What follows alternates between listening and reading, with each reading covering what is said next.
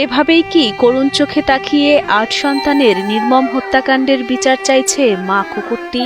কুকুরটির ৮টি ছানাকে বস্তায় ভরে পানিতে চুবিয়ে হত্যার অভিযোগ উঠেছে পাবনার এক সরকারি কর্মকর্তার স্ত্রীর বিরুদ্ধে।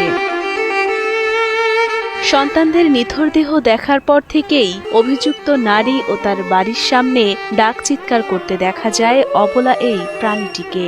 মানুষের মধ্যেই পড়ে না এইরকম ভাবে এতগুলো কুকুরের বাচ্চাকে এরকম নৃশংসভাবে পানিতে ডুবিয়ে হত্যা করা, এটা একটা জঘন্য অপরাধ। এ চিত্র পাবনার ঈশ্বরদী উপজেলা নির্বাহী কর্মকর্তার বাসভবনের সামনে।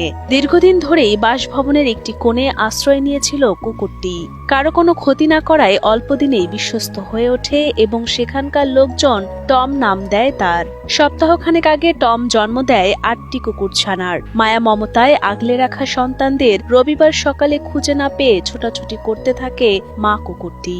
তার ছোটাছুটি দেখে স্থানীয়রাও খুঁজতে থাকে ৮ কুকুর ছানাকে। পরদিন পাশের এক পুকুরে ছানাগুলোকে বস্তাবন্দিভাবে মৃত অবস্থায় পাওয়া যায়। পরবর্তীতে জানা যায় কুকুর ছানাগুলোকে বস্তাবন্দি করে পুকুরের পানিতে ফেলে দিয়েছেন উপজেলা পল্লী উন্নয়ন ও সমবায় বিভাগের ক্ষুদ্র কৃষক উন্নয়ন ফাউন্ডেশনের কর্মকর্তা হাসানুর রহমান নয়নের স্ত্রী।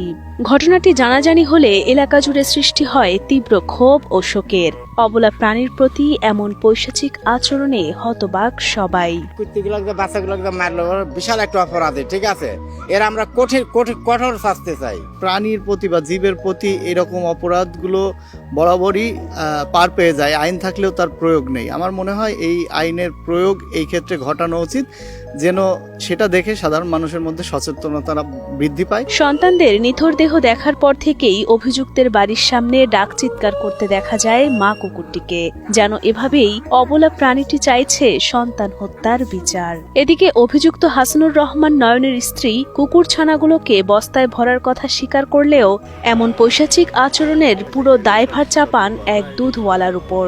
ইচ্ছাকৃতভাবে তিনি এমনটি করেননি বলেও দাবি তার। আমি একটা মুরগির বাচ্চা কোনোদিন ধরিনি। পাশে দুধ দিতে আসেন, উনি বললো যে মা তুমি এখানে বাচ্চা এইভাবেই করলে তোমার এরা তো এখানেই ৮টা বাচ্চা যদি ঘোরাফেরা করে তোমার জন্য অনেক পেইনফুল হয়ে যাবে, তুমি এটা নিয়ে পাশে কোথাও রেখে আসো যাতে তোমার বাচ্চাদের কোনো ক্ষতি না হয়।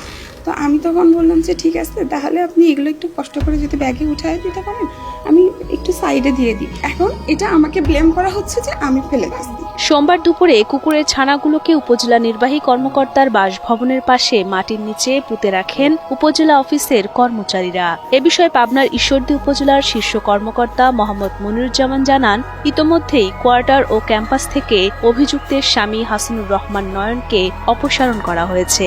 আসলে দুঃখজনক ঘটনা।